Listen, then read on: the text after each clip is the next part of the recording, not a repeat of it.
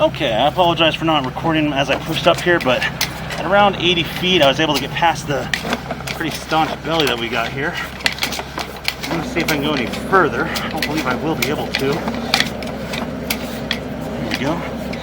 That looks like I was wrong. I was able to get past it. Let's see here. I'm not certain what that debris is on my cable.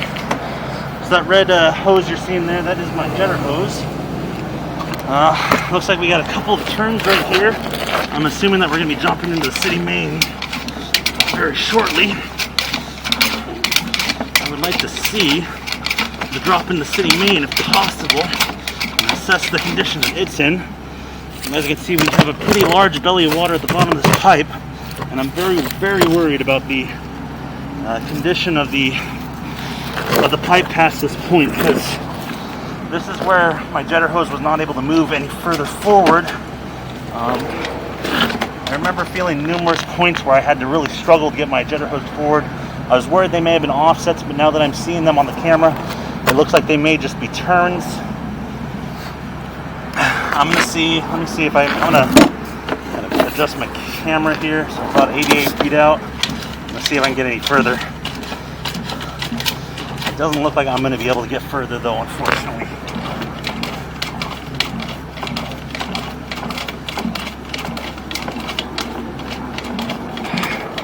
Dang, okay. So I'm trying to get a good grasp at the size of the belly.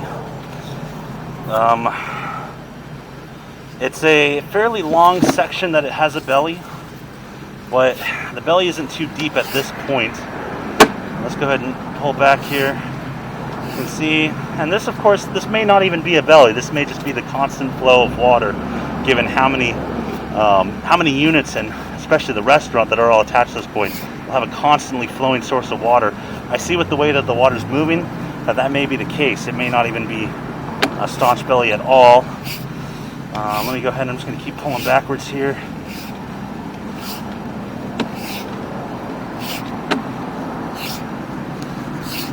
So the good news is what I initially thought was a belly or even an offset may not be so bad of one after all. The way that the water is flowing pretty quickly tells me that this may just be the constant running water of all the units that are using it. Now, the fact that we are underwater here at the 60-foot mark is pretty disconcerting. Even with the running water at the volume it's been, I don't feel like we should be this far underwater. I'm going to go ahead and just kind of pull back to see how far back I have to go until we're above water again.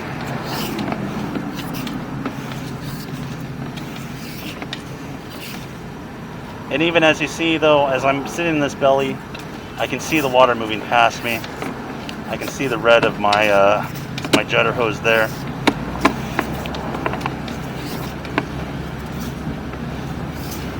So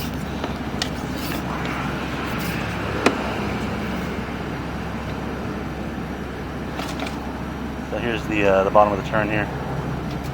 Let's see. I want to get a closer look at that turn real quick and see how much water is actually in that pipe. I just need to wipe off my camera real fast so that the water stops dripping off of it and obscuring my view. So let me get a quick look at that. I want to see how much water is flowing down at the bottom. Okay.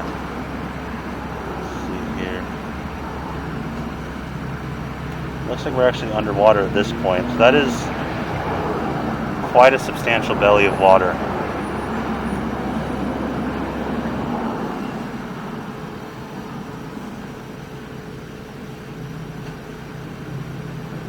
Given that we're underwater above the turn here. That is a very substantial belly of water that we're dealing with here. That may be the reason why we have so many recurring backups in this area. I'm gonna go forward one more time. So this whole section here is basically underwater.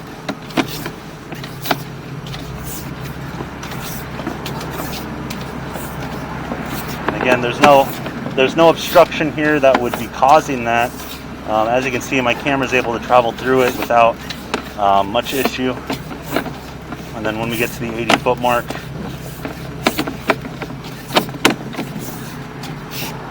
a little bit of toilet paper sitting there.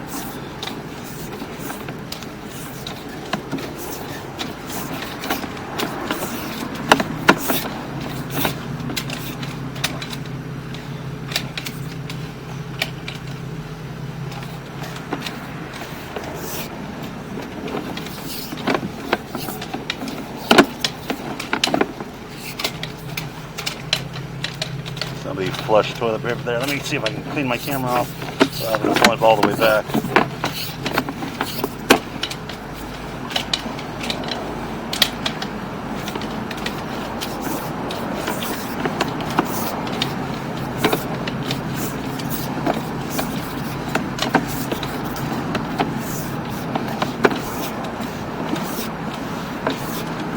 This is again to the point. This is as far as I can go with my camera because those multiple turns makes it very difficult to proceed. Let me turn on my jetter really quickly.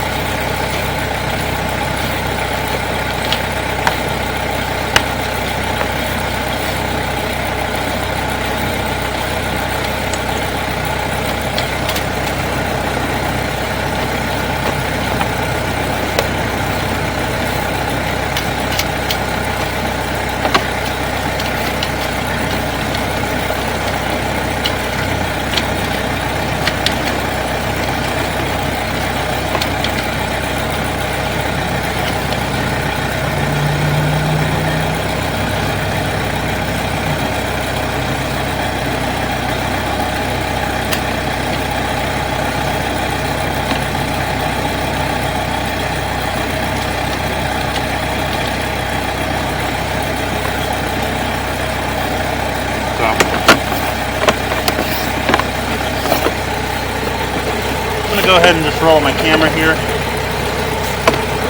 I'll hydrate this line once more on the way out. But it seems like the cause of these recurring issues is likely just this large belly in the line.